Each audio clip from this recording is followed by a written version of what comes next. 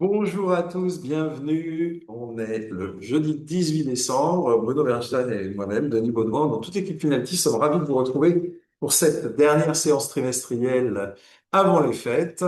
On a beaucoup de choses à dire. On va essayer de tenir le plus possible dans nos 45 minutes imparties. Cette conférence, on va dire visioconférence, est enregistrée et il sera possible de la consulter dès demain, je pense, sur notre site internet, sur notre chaîne YouTube et sur toutes les bonnes télévisions, c'est-à-dire pas des télévisions. Voilà, donc commençons tout de suite. L'image que vous avez à droite, c'est créé par l'intelligence artificielle. Ce film est une exploitation par une autre intelligence artificielle de cette même photo qu'on a animée, puisque le thème du jour, Bruno et moi, nous souhaitions le concentrer sur justement l'intelligence artificielle qui nous semble un débat, puisque beaucoup disent que c'est peut-être une bulle. C'est pas du tout ce que nous croyons. On va y revenir. Et d'autres pensent que c'est l'avenir. C'est plutôt de ce côté-là que nous nous trouvons. Alors, parlons d'abord de quelques chiffres, ce que nous avons fait au cours du dernier trimestre et là où nous en sommes en cette quasi fin d'année 2025. Certains fonds ont eu des performances absolument remarquables, d'autres plus difficiles. On y reviendra. Donc, en commençant par Finatis Titan, qui est le reflet du cœur de notre gestion et notamment de tous nos mandats. Nous sommes en hausse de 13% depuis le début de l'année, avec un quatrième trimestre qui est bon à 3,7% en hausse. La croissance mondiale est bien présente. Alors, la croissance qui n'est pas présente en Europe, malheureusement, et le thème de croissance d'investissement, qui est celui de Finatis Europe Sélection, eh bien, ça se voit dans les chiffres que ce n'est pas là, puisque le fonds est en baisse. Donc, les valeurs de croissance en Europe ne marchent pas. On verra ensemble avec Bruno pourquoi, et c'est surtout pourquoi des valeurs que nous n'avons pas, elles, ont fonctionné. Finatis Digital Leader, donc c'est un fonds qui investit sur la digitalisation de l'économie, pardon, dans le monde. C'est un fonds qui en dollars est en hausse de 15%, mais comme le dollar a perdu un peu plus de 12% en réalité hier soir, depuis le début de l'année, et bien transcrit en euros, ça donne une hausse que de 4,7%. Et puis le fonds nous caracole en tête dans notre offre cette année et ce trimestre aussi d'ailleurs, c'est un fonds investisseur semi référent qui s'appelle Finaltis Gold. L'once d'or a monté de plus de 60% depuis le début de l'année et notre portefeuille investisseur sur les manières refaits est en hausse de 133% depuis le début de l'année en euros et plus de 140% en dollars. Finalisation de l'État, donc une gestion sur les actions de la zone euro, investissant sur les valeurs dites de faible volatilité, plus 13,4% depuis le début de l'année. Les marchés européens sont en hausse, les marchés américains sont en hausse en dollars, mais transcrits en euros, ils sont en faible hausse. Et sur le trimestre, ayons bien en tête que le Nasdaq n'a rien fait du tout. Enfin, il a bougé, mais en l'occurrence, il est à zéro depuis le début du trimestre. Alors, si on se compare à nos confrères, il y a 1928 fonds répertoriés sur la base Cantalis dans la même catégorie que Titan. Il y a une surperformance de Titan sur 3 ans, sur 5 ans, sur 8 ans, sur 10 ans de cette catégorie d'allocation flexible mondiale. Sur les actions de croissance Europe, la thématique croissance, je vous le disais, ne fonctionne pas. C'est assez rare que sur 5 ans, cette thématique soit négative. Eh bien, nous sommes en sous-performance, c'est très rare sur 5 ans avec ce type de gestion. Nous sommes toujours en surperformance sur 8 ans et sur les actions mondiales, le fonds Finatis Digital Leader est en très très large surperformance sur 5 ans et surtout sur 8 ans. Alors parlons un peu de taux d'intérêt très rapidement. Tout à fait, d'autant qu'aujourd'hui, c'est la réunion de la BCE, donc voilà, on saura plus, on n'espère pas grand-chose du côté de Christine Lagarde, mais peut-être des infos lors de la conférence de presse sur la gestion du bilan de la BCE. Alors justement, du côté de la Fed, ce qui se passe de plus intéressant est lié à la gestion du bilan, puisque vous voyez sur les taux, bah, après une très longue pause, trop longue pause, diront certains. Jérôme Powell et les gouverneurs de la Fed ont repris la marche en avant. A priori, sur 2026, les gouverneurs ne nous annoncent rien de fantastique. Là, le consensus est entre une et deux baisses de taux sur l'année.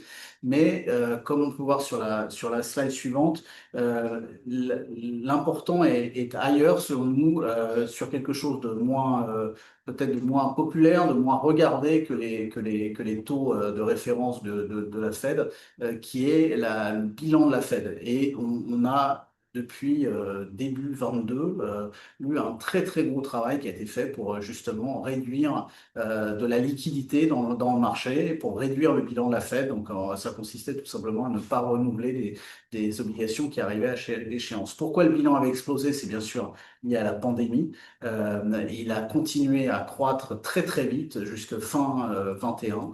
Là, la bonne nouvelle que nous annonce Jérôme Powell, c'est que c'est la fin, a priori, de cette grande phase de 3 ans, presque 4 ans de quantitative tightening et que pour l'instant, ils sont très heureux avec un bilan à 6 trilliards et ils devraient rester dans ces niveaux-là.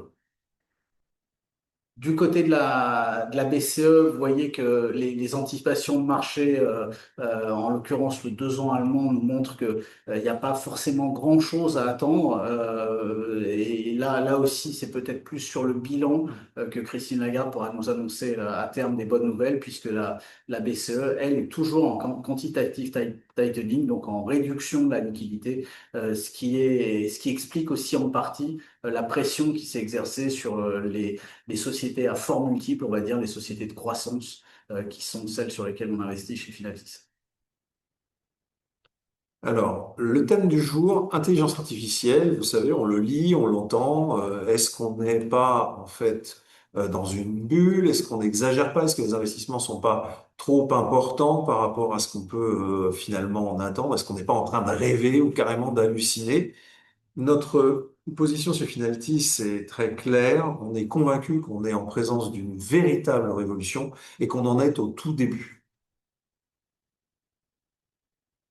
Alors, on entend souvent une comparaison entre la bulle Internet des années 2000 et la révolution actuelle de l'IA. C'est très intéressant de comparer parce que non seulement c'est pas la même chose, mais c'est carrément l'opposé. En termes de valorisation, tout d'abord, on a des valorisations à l'époque de la bulle Internet qui n'avaient absolument rien à voir avec ce qu'on connaît aujourd'hui dans l'IA. C'est-à-dire des PER de 80 fois, au niveau du Nasdaq, on a 32 fois aujourd'hui sur l'IA. Pour des boîtes de grande croissance et avec de belles perspectives, c'est finalement pas si cher. Le secteur technologique ou quelles que soient les métriques qu'on regarde, hein, qu'il s'agisse de la valeur d'entreprise sur son EBITDA ou de la dette rapportée au bilan, eh bien, on est sur des niveaux de valeur créée qui n'ont rien à voir, encore une fois, entre la bulle Internet et l'intelligence artificielle. Alors que si on devait résumer les années 2000, on pourrait dire qu'il y avait des valorisations Internet qui étaient complètement déconnectées des fondamentaux, puisque ces entreprises n'était pas, on va le voir, rentable. Aujourd'hui, on a des entreprises technologiques qui sont beaucoup moins chères et qui en plus sont très peu endettées. Alors justement, déconnecté de quoi? Bah, déconnecté de ça, déconnecté de la rentabilité. C'est-à-dire qu'on avait 14% des entreprises du Nasdaq 100 qui étaient rentables en 2000. Aujourd'hui, 85% des entreprises technologiques du Nasdaq 100 sont rentables. Et 74% de ce qu'on appelait les dot-com avaient des free cash flow négatifs. Donc elles perdaient au jour le jour de l'argent.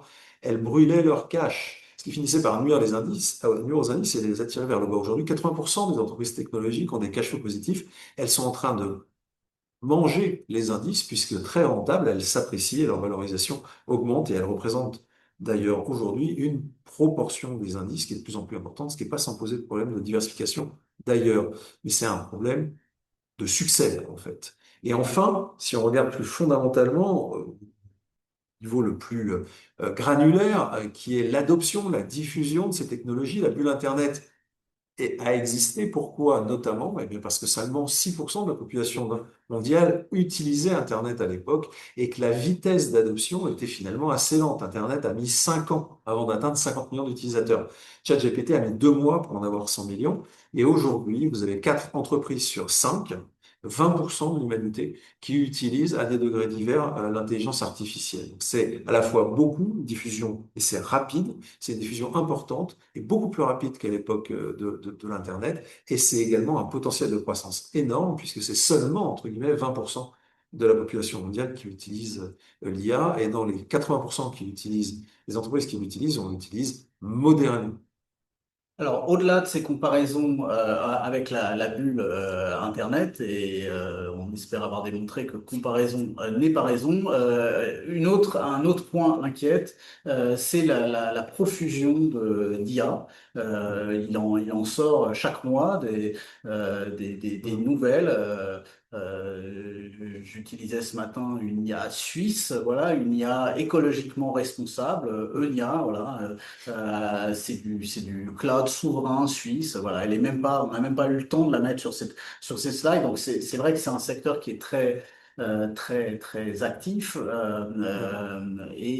mais il n'en reste pas moins, comme va le voir sur la slide suivante, même si dernièrement Gemini, donc Alphabet, hein, vous verrez que c'est la première contribution dans nos fonds cette année, c'est un titre qui était Google n'avait pas trop la cote en début d'année, hein. On pensait même, certains pensaient même que le titre, l'entreprise allait être complètement marginalisée par l'IA. Et ben, le résultat, quelques mois plus tard, c'est que Alphabet est le grand gagnant de l'adoption de l'IA ils ont tapé très fort avec la sortie de Gemini il y a 2 semaines, qui est un modèle absolument impressionnant, multimodal, très robuste, très rapide, qui est lié aussi au fait qu'Alphabet a une intégration verticale du microprocesseur jusqu'à l'utilisateur final, qui est sans doute la plus aboutie de tout le marché. Donc, bien sûr, il y a des modèles très forts, mais nous, notre vision du marché, elle est un peu différente. Il va y avoir une spécialisation des IA. Donc, pour les amateurs voilà, d'IA, les grands utilisateurs que nous sommes chez Finatis, toutes les équipes utilisent beaucoup l'IA, pas pour gérer les portefeuilles parce que ça marche pas très bien, mais plutôt pour accumuler de la recherche et de l'information et la trier. On a un très grand choix d'IA aujourd'hui. Donc l'IA suisse dont je vous parlais, Euria, ben voilà, quand vous avez une requête à faire et que vous voulez que ça soit fait avec un impact CO2 le plus faible possible, vous pouvez la faire si elle est simple chez Euria. Bah, alors vous verrez que c'est pas du tout la profondeur des modèles de Gemini, de ChatGPT, mais c'est quand même intéressant. Gemini est très performant avec une fenêtre de contexte très large qui permet donc à Gemini en une seule fois d'absorber très gros prompt, hein, qui peut être de plusieurs centaines de milliers de mots, même un million. Dans la rédaction à proprement parler, ChatGPT a clairement toujours de l'avance. Nos équipes qui font du code chez Finatis utilisent Claude, qui s'est positionné sur l'aide aux codeurs et sur le codage avancé.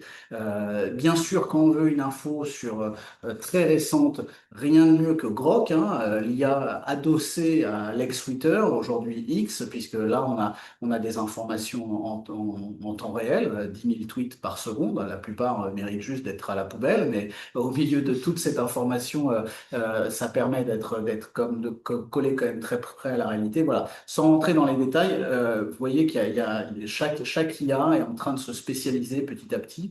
Et donc, quand on commence à bien comprendre la valeur ajoutée d'une IA par rapport à une autre, on peut faire des sauts d'une IA à l'autre. Donc partir là d'une image d'origine qui sont les Champs-Élysées, exactement l'Arc de Triomphe photographié exactement au niveau de là où sont les bureaux de Finatis. On a ensuite fait un prompt dans Gemini en disant transforme le design dans le style ligne claire belge et tu nous rajoutes Tintin et Minou. Et ensuite, là c'est toujours des modifications gratuites, hein. Là on ne paye aucune de ces IA. Et ensuite, on a été sur le modèle de Grok qui s'appelle Grok Imagine, le modèle d'image et surtout le modèle de fabrication de vidéos. Et en quelques secondes, notre Tintin et notre Milou se sont animés. Donc voilà, je vous encourage tous et toutes à finalement aller utiliser les IA pour ce qu'elles savent faire de mieux et ne pas hésiter à découper une requête comme on l'a fait là entre différentes IA. Alors, comment l'IA va bouleverser, en fait, bouleverse déjà l'économie, même si on est au tout début de cette révolution? Alors, bien sûr, aujourd'hui, l'IA sert surtout à avoir des gains de productivité. On va vous expliquer que l'IA demain, ce sera beaucoup plus que d'un gain de productivité, ça va être de la création de richesse. Mais pour l'instant, la phase dans laquelle on est permet, par exemple, à Pfizer d'économiser énormément sur ses investissements en recherche, permet à ExxonMobil, donc des secteurs très traditionnels, hein, de réduire ses coûts d'exploration de 20%, ce qui est absolument faramineux. On constate que pour des grandes plateformes de logistique comme Amazon, on a une réduction du temps de livraison qui est très très impressionnante aussi. Et puis une statistique peut-être un peu moins positive, Netflix arrive tellement bien à nous identifier, à confirmer nos biais, qu'il nous colle sur l'écran encore plus qu'avant. Et des choses plus positives, bien sûr, on constate que la conduite autonome, que ce soit au travers du tout nouveau FSD de Tesla, qui commence à être déployé à grande échelle aux États-Unis, mais aussi avec Waymo, hein, technologie du groupe Alphabet, déjà en production depuis pas mal de temps, on constate qu'il y a beaucoup moins d'accidents que quand il y a un humain derrière le volant. Alors, demain, ce sera beaucoup plus que ça. On le pense, et Dieu merci, on n'est pas les seuls à le penser. Ce serait un peu inquiétant. Donc, on est en bonne compagnie. Des sociétés comme McKinsey estiment qu'on va avoir un impact sur le PIB très, très important, que la robotique, notamment, concentrera 25% des investissements de demain. Goldman Sachs est très bullish aussi, en bon français, sur le secteur. On aime bien la stat de PwC qui pense que en fait on va avoir l'équivalent de l'économie de la taille du Royaume-Uni qui sera ajoutée chaque année à la croissance mondiale grâce à l'IA. Bien sûr, ce ne sera pas un chemin pavé de roses. Il y aura des phases plus compliquées, et notamment la phase d'appropriation des outils d'IA. Donc, on aura même une phase probablement de destruction de valeur, puisque quand on voit ce que peut faire une IA aujourd'hui pour, par exemple, transformer une conférence en slide, bah, clairement, il y a des services qui ne pourront plus être vendus aux clients au même prix qu'ils l'étaient par le passé. Mais une fois les équipes formées, une fois ce choc du changement géré, on va aller vers de la création de valeur. On constate par exemple aux États-Unis que le nombre de radiologues a augmenté, hein. C'est complètement contre-intuitif. On avait dit que l'IA allait au contraire supprimer le métier de radiologue. C'est pas du tout le cas. Et ils sont plus nombreux, mais ils ont des outils plus efficaces qu'ils apprennent à utiliser mieux chaque jour.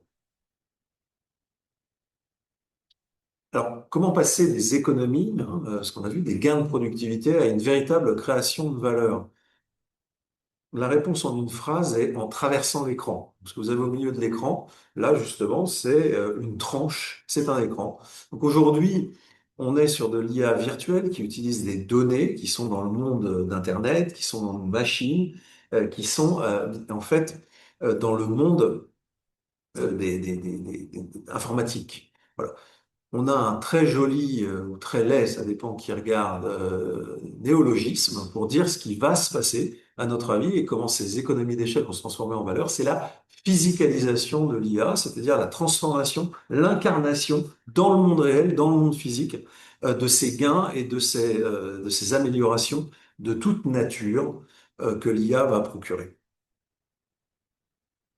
Donc on pense à quoi? C'est-à-dire qu'en fait, la physicalisation de l'IA, c'est quoi? Qu'est-ce que c'est que l'IA, en fait, fondamentalement, si on réfléchit? C'est des données, donc il faut les capter, ces données. Plus on a de données, plus on peut apprendre et plus on peut agir. Il faut pouvoir calculer, avoir donc des puces, avoir de la capacité de calcul, et il faut beaucoup d'énergie pour que ces puces calculent justement de façon pertinente. Donc qu'est-ce qu'il y a de mieux pour le monde réel, pour aller capter de l'information?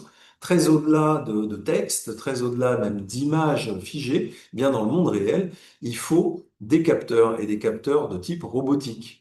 Alors que ce soit des drones, que ce soit des robots humanoïdes ou que ce soit des véhicules autonomes, tout ça, ce sont des robots. Dans le monde physique, ils collectent énormément de données de toute nature, d'une richesse, d'une ampleur, on va même dire, d'un nombre de dimensions qui est très supérieur à ce qu'on peut avoir dans le monde virtuel ou dans le monde textuel. Et donc, on capte beaucoup, beaucoup, beaucoup plus de données.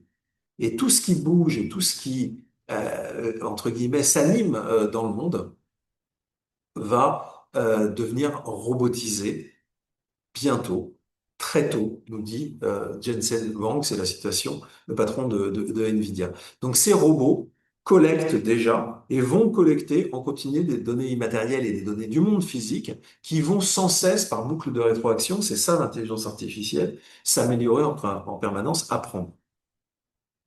Donc si on prend en considération cette entrée dans le monde physique, aujourd'hui, où est-ce qu'on en est? En 2025, il y a 25 millions de robots qui ont été vendus en 2025. Alors en 2050, il n'y aura pas 50 millions de robots. Selon l'étude de Morgan Stanley qui vient tout juste d'être publiée, les robots, encore une fois, un véhicule autonome, robots de toute nature, humanoïdes ou non, drones, etc.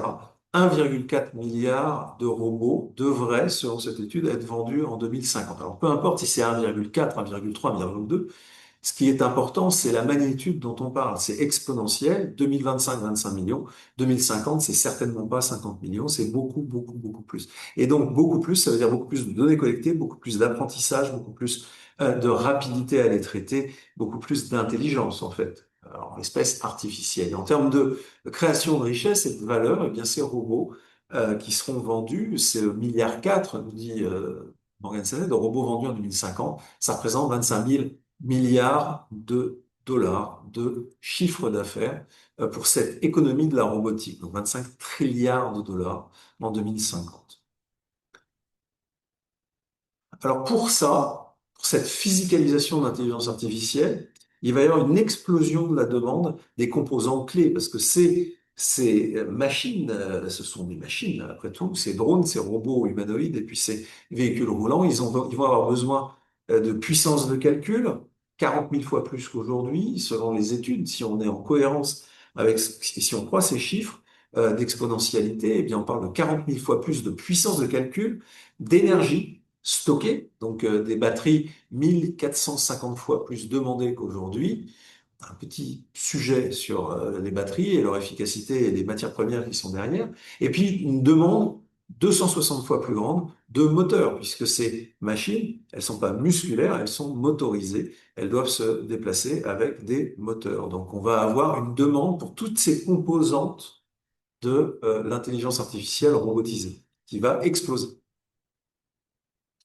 Alors, qui seront les gagnants de cette phase-là? Alors, bon, sur la slide précédente, on parlait des batteries, on parlait des microprocesseurs. Bon, il y a une société qui concentre beaucoup de talents et beaucoup de capacités, hein, qui s'appelle Tesla, qui est effectivement qui conçoit ces puces, et le groupe, la Musk Economics, hein, on va dire. Si vous regroupez le XAI, si vous regroupez aussi SpaceX qui fait circuler l'information, hein, partout sur le globe maintenant, on sait que probablement, alors est-ce que Tesla vaut les multiples affichés aujourd'hui, ça on n'en sait rien, mais on sait que la société est particulièrement bien placée pour profiter de cette phase de physicalisation, puisque ces robots ne participent pas aux Jeux Olympiques des robots en Chine, ne font pas des choses forcément très impressionnantes, mais c'est des robots qui seront là pour travailler, voilà, travailler et être utiles.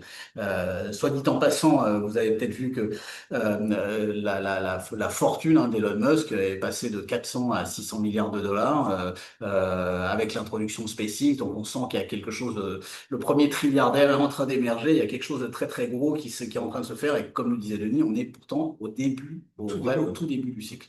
Les autres très grands gagnants, bah, ils sont dans nos portefeuilles, hein. Ils s'appellent Amazon au travers de Amazon Web Services, ASML. On est content d'avoir un champion européen, Nvidia, Microsoft, etc.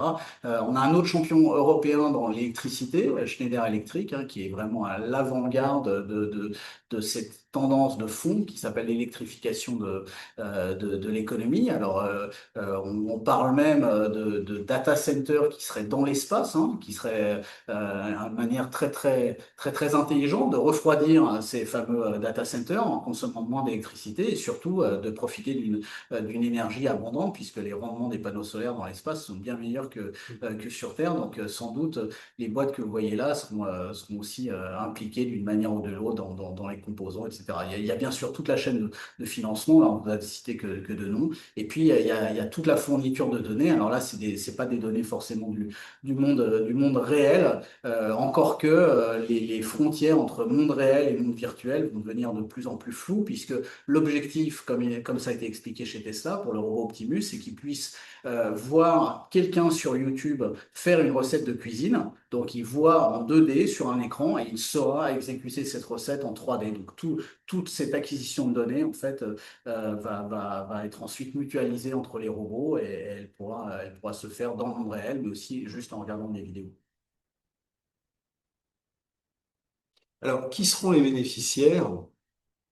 Bruno a évoqué quelques noms, grands noms d'entreprises. Euh, Beaucoup de ces entreprises sont américaines. C'est pas totalement un hasard, bien sûr. Pourquoi? Parce que les États-Unis, on le voit sur la colonne bleu foncé, concentrent 43% des investissements privés en intelligence artificielle dans le monde. Là où la Chine, c'est 4% d'investissement privé, et l'Europe, c'est pareil, c'est 4% d'investissement privé en IA dans le monde. Mais là, il y a un hiatus parce que les États-Unis, ce ne sont seulement que 15% des brevets, alors que les Chinois déposent 75% des brevets dans l'intelligence artificielle. Donc, d'où viennent ces capacités à déposer des brevets en Chine? Eh bien, elle vient de l'investissement public. Donc, l'État chinois et les émanations de l'État chinois dira jamais assez à quel point il faut s'en méfier, parce que c'est une dictature, donc tout est opaque, et ses objectifs ne sont pas nécessairement des objectifs bienveillants, dépose énormément met beaucoup d'argent sur la table pour cette IA, qui est une question de survie, puisqu'une dictature, c'est maintenir la population sous contrôle. L'intelligence artificielle, ça peut servir à maintenir, et ça certains cas, ça sert très bien à maintenir l'intelligence sous contrôle une population dont on finit par mieux savoir elle-même ce qu'elle va penser. Voilà. Donc l'État chinois, aujourd'hui, c'est 75% des brevets déposés en intelligence artificielle dans le monde, là où l'Europe, c'est 2%. Voilà. Dernière colonne, très intéressante, à notre avis, ce sont des données, IA, c'est de la puissance de calcul, de la façon de travailler des brevets, et c'est de l'énergie. Vous ne pouvez pas, et encore une fois, Jensen Huang, qu'on citera plusieurs fois et qu'on a déjà cité dans cette présentation, nous dit quoi? Il nous dit qu'en fait, la Chine est capable très rapidement de bâtir de l'infrastructure. Là où aux États-Unis, il va falloir peut-être 3 ans pour avoir un nouveau supercalculateur d'intelligence artificielle mis en place, construit. En Chine, ils savent construire un hôpital en un week-end parce que la décision est très centralisée et cette décision est exclusivement politique dans l'intérêt d'une entité qui s'appelle l'État communiste chinois. Eh bien, la Chine, c'est 40% de la capacité mondiale de production d'électricité, alors que les États-Unis, c'est 18% seulement, l'Europe, 15% seulement. Donc, si on prend les termes de l'équation de l'intelligence artificielle, on a certes des entreprises qui sont pour l'essentiel américaines parce que ce sont des entreprises privées, mais on a un éléphant invisible ou pas très visible et très discret, on va dire un gros panda dans la pièce, relativement bien camouflé, mais qui est très présent et c'est la Chine. Alors, c'est vrai que la Chine est encore un nain en termes de market cap, hein, mais c'est bien le reflet de cet investissement public plus que privé. Bon, même si Alibaba et Tencent sont des sociétés dont la capitalisation se compte en centaines de milliards de dollars, mais vous voyez qu'en termes de poids par rapport à un Nvidia, justement, à Apple ou un Alphabet, il faut dire qu'Alphabet a quasiment augmenté de 60% cette année, et ça reste des sociétés modestes. On a quand même trouvé deux européennes, hein, voilà, qu'on voulait mettre sur ce tableau, et on n'en a pas trouvé de beaucoup plus grosses impactées par ce secteur de l'IA que ASML et Schneider. On aurait pu mettre TSMC. Bon, il y a un débat sur la nationalité de TSMC. Bon, voilà. Voilà. En tout cas sur les européennes, oui, Oui. on n'a pas trouvé mieux. Non. Voilà, donc sans partir dans une envolée trop lyrique, on voulait vous rappeler quand même, sans jouer aux économistes, que nous ne sommes pas, nous sommes juste des gérants, qu'il y a eu différents âges dans l'économie et il y a eu une période entre le début de notre ère et on va dire le milieu du XVIIIe siècle où il n'y a pas eu vraiment de croissance hein, dans le monde. Il s'est passé beaucoup de choses. Les hommes étaient très occupés, mais en termes de croissance nominale, produit intérieur brut, etc., il ne se passait pas grand-chose. Donc, on a eu le brevet de la machine à vapeur en 1780 et qui a mis 40 ans à vraiment transformer l'économie. Et là, effectivement, on a enfin capté des vrais taux de croissance alors qui ont varié, hein, bien entendu, sur les 200 dernières années, selon les zones, les pays, les périodes. Et là, en fait, on est dans une nouvelle révolution économique très profonde où on automatise non plus du capital physique, on fait pas, c'est pas des découvertes sur l'énergie, on automatise le capital intellectuel. Donc, ce sont des tâches cognitives, des tâches de recherche même très avancées, hein, rechercher des nouveaux matériaux, rechercher des nouvelles molécules. Et là, en fait, on a très peu de limitations physiques, hein. C'est l'image du robot polytechnicien, hein, c'est-à-dire un robot ouvrier, mais qui a, je dirais, la capacité de raisonnement d'un ingénieur de très très haut niveau et qui va pouvoir revenir vers ses camarades robots, vers son superviseur humain et dire, je vois qu'il y a un petit détail là sur la chaîne qu'on pourrait améliorer. Les gains de productivité étaient vraiment le parent pauvre de l'économie moderne, hein. Surtout ces 30 dernières années, on a eu très peu de gains de productivité. En tout cas, ceux qu'on a eus ont été dévorés par la hausse des coûts. On pourrait rentrer dans une phase avec des gains de productivité très forts et une économie avec une croissance normative qui serait bien plus élevée que ce qu'on connaît aujourd'hui. Alors voilà ce qu'on voulait partager avec vous au nom de l'équipe Finaltis, notre conviction très forte que l'intelligence artificielle est tout sauf une bulle, à notre avis, et qu'on n'en est en réalité qu'au tout début de ce qui est une révolution qui va changer littéralement les façons de travailler et les façons de créer de la richesse au service, on peut l'espérer, de tous euh, rapidement. Parlons de nos performances. Maintenant, pour le quart d'heure qui nous reste, donc Finaltis Titan en hausse de 13,1%, c'est un fonds qui investit sur les très grandes valeurs de croissance rentable et résiliente dans le monde, avec une exposition marquée aux États-Unis et à l'Europe. On est sur des valeurs dont les structures bilancielles sont très solides. On a même coutume de les appeler investment grade equity parce qu'elles sont très bien notées quand elles ont besoin d'émettre, ce qui n'est pas toujours le cas. On a été très actifs sur le Et trimestre. exactement, on a été très actifs. Donc là, c'est les opérations du trimestre. Donc, ce que vous avez sur la droite, ce sont des allègements. C'est pas, donc, ça veut dire qu'on a gardé la société en portefeuille, mais qu'on a fait des liquidités. Alors, parfois, on est un peu ingrat hein, quand Alphabet contribue à quasiment 300 BP, donc 3% au niveau de la valeur liquidative du fonds. On en vend un peu, voilà, tout simplement pour qu'elle ne prenne pas des positions qui pourraient étouffer le reste du portefeuille. Et on a utilisé cet argent pour déployer des paris. Donc deux paris que nous n'avions pas dans le fond, Netflix et Meta. Alors sont des vieilles amies hein, de Titan. Vous savez on se fâche pas. C'est pas parce qu'on vend qu'on est fâché avec la société, on est fâché avec sa valorisation. Regardez le cours de Meta et Netflix qui a subi un gros retour et là, des prises de profit très très importantes, une baisse très importante de l'ordre de 30%, et on trouve qu'on revient sur des niveaux de valorisation beaucoup plus attractifs. Et on a également renforcé notre pari sur Berkshire Hathaway, sur Air Liquide, Walmart et Salesforce.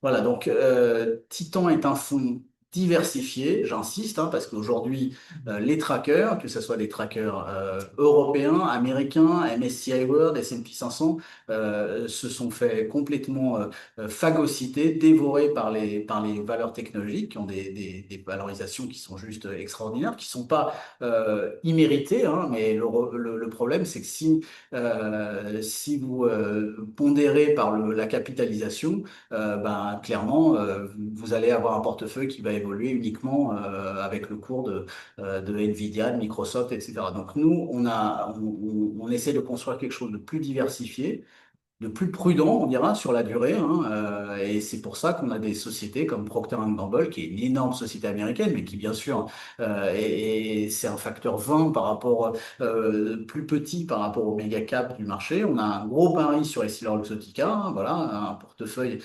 qui met EssilorLuxottica au-dessus de Microsoft, d'Amazon et d'Apple. Bah, c'est un portefeuille de conviction, on peut le dire.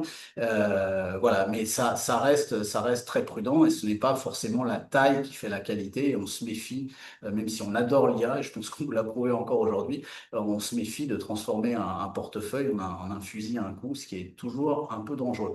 Voilà, donc le gros contributeur du T4 et le gros contributeur de l'année hein, sera Alphabet, donc un changement de statut, on l'a déjà évoqué, énorme sur la société. Ferrari nous a coûté un peu d'argent. Ferrari a publié des prévisions très, très conservatrices. Hein. Donc nous, on pense que c'est un peu une posture du management aussi qui a absolument envie de... ça arrive, hein, des managements font des resets comme ça, un peu violents, comme ça au moins ça leur donne une marge de sécurité pour battre les attentes en les baissant fortement. Bon, il n'en reste pas moins que Ferrari, bien sûr, a un défi qui s'appelle l'électrification et maintenir l'attractivité du produit Ferrari, même quand il fait pas de bruit voilà avec un moteur full électrique. Ils sont rentrés dans la micro-hybridation, hein, mais un modèle électrique va sortir. Reste à voir l'intérêt des clients puisqu'il sera aussi aux alentours de 300 000 euros. Alors, un fonds qui investit sur la digitalisation de l'économie, donc la surcroissance digitale, Finatis Digital Leader. Dans la part couverte en euros, on est à près de 14% de hausse depuis le début de l'année. Dans la part en dollars, on est à 16%. Par institutionnelle non couverte, on est à 4,7%, puisque le dollar a beaucoup baissé sur l'année de l'ordre de 12%. On veut vraiment capitaliser exclusivement sur ce qu'est la surcroissance digitale, notamment l'IA, mais pas que l'IA. Et là aussi, on a été actif sur le trimestre. Voilà, donc on vous retrouvez des paris hein, qu'on avait fait aussi dans Titan sur Meta et Netflix. On a intégré une nouvelle société qui s'appelle IBM, Mm. un ancien monstre hein, un peu déchu, quoi, qui est avec une période qui a été plus compliquée. Elle a été jusqu'à lasser Warren Buffett hein, et Berkshire Hathaway qui a vendu IBM il y a 4-5 ans. IBM a maintenant changé d'équipe de management, a un profil de croissance plus agressif et surtout une des rares sociétés au monde qui arrive à vendre à des clients des usages quantiques, voilà, d'informatique quantique pour HSBC, pour faire du trading, pour Exxon, pour l'exploration pétrolière. Donc, c'est une manière d'acheter cette option quantique. Hein. On ne sait pas trop où va aller l'informatique quantique, mais là, au moins, on a tout le business classique d'IBM qui se porte bien, qui nous permet d'acheter cette option sans prendre un risque inconsidéré pour nos porteurs. Et on est sorti d'Adobe. C'est une superbe société qui fait des très beaux logiciels. Le seul problème, c'est que les graphistes aujourd'hui, bah, ils promptent, hein, ils dessinent plus. Et ça, on pense que c'est un risque important qu'on n'a pas envie de prendre là aussi. Sur le reste, c'est des sociétés qui restent dans le portefeuille, mais sur lesquelles on a pris des profits après des parcours assez impressionnants. Alors, commençons par la pire contrib, hein, Oracle. Alors, c'est pas une bonne contrib sur le trimestre, c'est une très bonne contrib sur l'année. On a fait beaucoup de trading sur Oracle. Elle a été hyper volatile. Donc, on en a vendu après l'incroyable séance. Hein. Jamais une société avait créé autant de capitalisation boursière en une journée, elle avait pris 35%.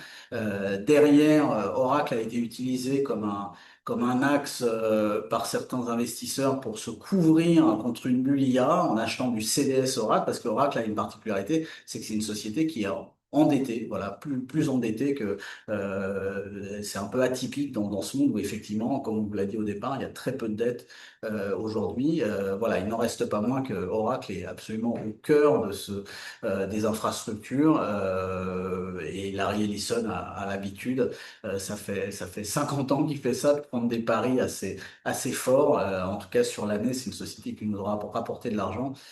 Mais on aurait dû tout vendre à plus 35. On en a vendu pas mal, mais la baisse a suffi à nous gommer une partie de la plus-value. À l'autre bout du spectre, Alphabet, donc c'est le grand succès de l'année, donc 159 points de base sur le trimestre et quasiment 300 points de base, même un peu plus sur l'année. Voilà, avec le changement de statut, Alphabet qui passe du statut de loser de l'IA à grand winner de l'IA. Voilà, nous on y a toujours cru. Ils ont un dataset impressionnant, 3 milliards d'utilisateurs. Hein, forcément, ça vous aide à rendre vos IA intelligente et surtout à les déployer très largement. Donc, vous voyez que là aussi, on n'est pas du tout prisonnier de la hiérarchie des market cap, puisque Nvidia, première société de loin au monde en termes de market cap, n'est qu'à la huitième place de notre portefeuille. Alphabet est tout en haut, et puis ASML, l'européenne, est aussi bien plus haut que sa taille ne pourrait le laisser supposer. Alors, Finatis Europe Sélection, donc un fonds qui investit sur la croissance, en tout cas les entreprises européennes de croissance, même si elles sont tournées vers le monde, c'est une thématique boursière qui cette année n'a pas du tout fonctionné. Le fonds est en baisse depuis le début de l'année. C'est, j'insiste, un fonds exclusivement tourné vers la croissance. Voilà, donc c'est un fonds, il n'y a que des très belles sociétés. Le seul problème, c'est qu'elles n'ont pas monté cette année. Il faut dire qu'on a eu une déformation des indices impressionnante, avec notamment les indices bancaires qui ont augmenté de 70 à 80%, hein. Je parle de l'indice, hein, donc ça veut dire que là-dedans, il y a des banques qui ont doublé, donc il y a des effets de balancier. Il faut bien, surtout pour toutes les gestions systématiques, hein, trackérisées, etc., bah, il faut bien prendre de l'argent quelque part pour alimenter tout ça. Donc voilà, une période très dure. On ne peut pas dire qu'aucune de ces sociétés n'a vraiment démérité. Nous, on a fait un peu on a fait pas mal tourner le portefeuille. On a sorti des dossiers qui nous paraissaient avoir moins de potentiel, comme Amplifon, Alma et Stroman. On s'est renforcé sur Airbus. Air Liquide et Linde. Air Liquide est une société très robuste, mais boursièrement un peu attaquée, hein, ces derniers temps. Je vous invite à regarder le cours de bourse et on compte bien en profiter. Voilà, donc Financial Europe Sélection est complètement dans l'esprit des autres gestions de Finacis, hein, des autres fonds, que des sociétés souvent leaders, rentables, innovantes, avec des bilans très solides. Le seul problème qu'on a eu, c'est que cette année, ça n'a pas gagné d'argent. Donc voilà, c'est pas le but de l'opération, mais on sait suffisamment, puisque ça fait un certain nombre d'années qu'on investit, que le cours de bourse ne se construit pas de manière magique. Il est attiré immanquablement par la croissance des BPA. Toutes ces sociétés sont en croissance, mais c'est vrai que cette année, les conditions monétaires aussi n'étaient pas favorables. Et le dollar, je pense, a coûté énormément, puisque nous, on aime investir sur des sociétés qui vont planter le drapeau Schneider, le drapeau Air Liquide, le drapeau L'Oréal partout dans le monde. Le problème, c'est que le dollar est hyper dominant et quand vous avez 15% de votre chiffre d'affaires nominal qui en moins par des effets de change, c'est assez désagréable au niveau du compte de résultat, mais ça ne change pas fondamentalement l'histoire de l'entreprise. Et pour terminer aujourd'hui, avec les 2 minutes qui sont encore imparties, le grand vainqueur de cette année, donc un fonds investissant sur les minières aurifères et à titre accessoire sur des grandes minières qui ont une activité aurifère ou d'autres minières extrayant pardon, des métaux précieux, donc 133% de hausse dans la part en euros, 141% en dollars. Pourquoi? Eh bien parce que l'once d'or est montée de pratiquement 64% depuis le début de l'année. Pourquoi est-ce que l'once d'or et monter? On va y répondre à la toute fin. Voyons d'abord le portefeuille. Sans grande surprise, les grands pays d'extraction aurifère avec des gouvernances de très grande qualité, le Canada, l'Australie, les États-Unis, sont très représentés dans le portefeuille, et puis les entreprises dirigées depuis la Grande-Bretagne également. Vous retrouvez donc sur la droite les 10 premières valeurs. On voit en septième position une grande minière généraliste avec une activité aurifère significative. En troisième position, la plus grosse minière au monde, Newmont. J'insiste sur le fait que la deuxième plus grosse minière au monde n'est pas dans le portefeuille pour des raisons extra-financières. En sixième position, Franco-Nevada, donc qui est un portefeuille de droits miniers. Et en dixième position, une minière essentiellement argentifère. Donc, portefeuille diversifié de belles valeurs, tant financières qu'extra-financières, sans trop de dettes, avec des qualités opérationnelles superbes qui font que lorsque vous avez une production dont on connaît de façon assez fine ce qu'elle sera le niveau, dont on connaît de façon assez fine le niveau de l'année à venir, et est assez stable d'ailleurs depuis une dizaine d'années. Pourquoi? Bah, parce qu'on ne trouve pas des filons d'or tous les ans, en tout cas pas des filons d'or significatifs, et quand les mettre en production, ça prend beaucoup de temps. Donc la production est relativement stable. Or, ce qui a explosé ces dernières années, c'est la demande, et particulièrement la demande des banques centrales. Pourquoi? Eh bien, sur la, de transparent avant, vous avez pris cette citation de Herbert Hoover, président des États-Unis pendant les années 30, les années de crise, et qui disait, pourquoi est-ce que nous avons l'or? Nous avons l'or parce qu'on ne peut pas faire confiance au gouvernement. Le gouvernement émette de la monnaie. On est dans un pays qui montre à quel point on ne sait pas équilibrer un budget quand on est tiraillé entre des objectifs électoralistes et un peu de raison économique. Bon, on espère qu'il reste quand même un peu de raison économique et que d'ici le 31 décembre, en tout cas, on la retrouvera, cette raison, dans notre beau pays. On approche justement de cette fin d'année au nom de toute l'équipe Finaltis. Bruno et moi sommes ravis d'avoir pu présenter cette présentation qui est un travail d'équipe. On espère vous avoir convaincu que nous ne sommes pas dans une bulle de l'intelligence artificielle, au contraire au début d'une très très belle aventure technologique et une très belle aventure humaine et sociétale que va nous apporter cette intelligence artificielle et son entrée de plus en plus prégnante dans le monde réel à travers la robotisation.